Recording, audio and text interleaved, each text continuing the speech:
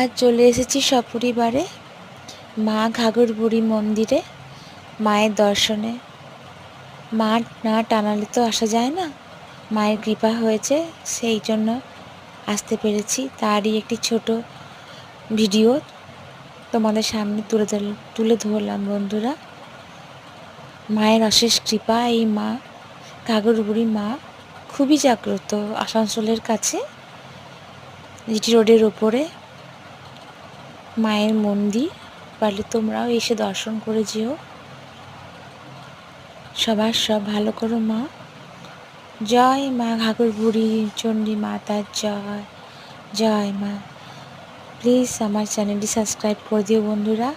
Please please like share subscribe please বন্ধুরা। জয় মা ঘাঘর বুড়ি মায়ের জয়।